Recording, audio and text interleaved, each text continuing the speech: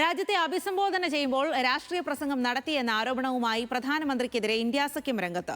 ഔദ്യോഗിക സംവിധാനങ്ങൾ ദുരുപയോഗം ചെയ്ത് പ്രതിപക്ഷത്തെ കടന്നാക്രമിച്ചെന്നാരോപിച്ച് പ്രധാനമന്ത്രി നരേന്ദ്രമോദിക്കെതിരെ ശക്തമായ പ്രതിഷേധമാണ് ഉയർന്നത്. പെരുമാറ്റച്ചട്ടം ലംഘിച്ചെന്ന് ചൂണ്ടിക്കാട്ടി പ്രതിപക്ഷം കേന്ദ്ര തെരഞ്ഞെടുപ്പ് കമ്മീഷനെ സമീപിച്ചു. എന്നാൽ ആക്ഷേപങ്ങൾക്കിടയിലും പശ്ചിമബംഗാളിലെ തെരഞ്ഞെടുപ്പ് റാലിയിൽ പ്രധാനമന്ത്രി ഇതേ വിഷയം വീണ്ടും ഉയർത്തി.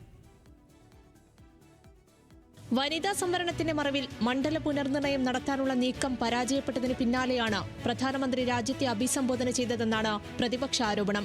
സർക്കാർ സംവിധാനങ്ങളെ രാഷ്ട്രീയ പ്രചാരണത്തിന് ഉപയോഗിച്ചുവെന്ന് പ്രതിപക്ഷം ചൂണ്ടിക്കാട്ടുന്നു. ഭരണഘടനാ ഭേദഗതി ബിൽ പരാജയപ്പെടുത്തിയ പ്രതിപക്ഷത്തിനെതിരെ അതിരൂക്ഷമായ ഭാഷയിലാണ് മോദി സംസാരിച്ചത്. പ്രതിപക്ഷം പരാജയപ്പെടുത്തിയത് വനിതാ സംവരണത്തെയാണെന്ന് വരുത്തി തീർക്കാൻ വൈകാരികമായ നീക്കങ്ങളാണ് പ്രധാനമന്ത്രി നടത്തിയതെന്നും പ്രതിപക്ഷം ആരോപിക്കുന്നു. പ്രതിപക്ഷത്തിനായി അമ്മമാരോടും സഹോദരിമാരോടും മാപ്പ് ചോദിക്കുന്നു എന്നതടക്കം അതിവൈകാരികമായിരുന്നു പ്രധാനമന്ത്രിയുടെ പ്രസംഗം. പശ്ചിമ ബംഗാളിലും തമിഴ്നാട്ടിലും നടക്കുന്ന തെരഞ്ഞെടുപ്പിനെ സ്വാധീനിക്കാനാണ് പ്രതിപക്ഷ പാർട്ടികളെ പ്രധാനമന്ത്രി കുറ്റപ്പെടുത്തുന്നതെന്ന് കോൺഗ്രസ് ആരോപിച്ചു. പ്രധാനമന്ത്രി പെരുമാറ്റച്ചട്ടം ലംഘിച്ചെന്ന് കോൺഗ്രസ് നേതാവ് അശോക് ഗെഹ്ലോട്ട് കുറ്റപ്പെടുത്തി.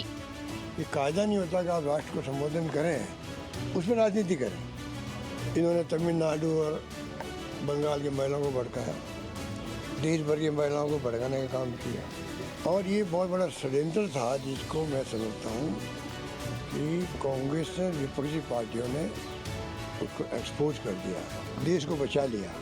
പ്രധാനമന്ത്രിക്കെതിരെ ഇടതു പാർട്ടികളും രംഗത്തെത്തിയിട്ടുണ്ട്.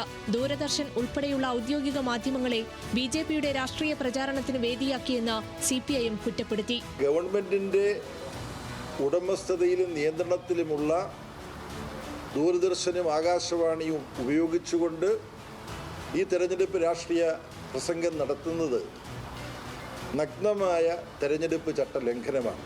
സർക്കാരിന്റെ ഔദ്യോഗിക മാധ്യമങ്ങളായ ദൂരദർശനും സൻസദ് ടിവിയും രാഷ്ട്രീയ പ്രസംഗത്തിന് ഉപയോഗിച്ചു എന്നത് ഗൗരവം വർദ്ധിപ്പിക്കുന്നു. വനിതാ സംവരണ ബിൽ തെരഞ്ഞെടുപ്പ് വിഷയമാക്കാനുള്ള മോദിയുടെ ശ്രമം തമിഴ്നാട്ടിൽ വിലപ്പോകില്ലെന്ന് DMKയും പ്രതികരിച്ചു. എന്നാൽ ആക്ഷേപങ്ങൾക്കിടയിലും പശ്ചിമ ബംഗാളിലെ തെരഞ്ഞെടുപ്പ് റാലിയിൽ പ്രധാനമന്ത്രി ഇതേ വിഷയം വീണ്ടും ഉയർത്തി.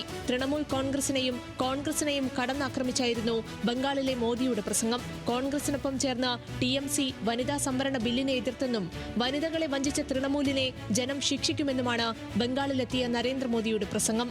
महिलाओं के आरक्षण के लिए तो देश की संसद ने कानून बनाया है.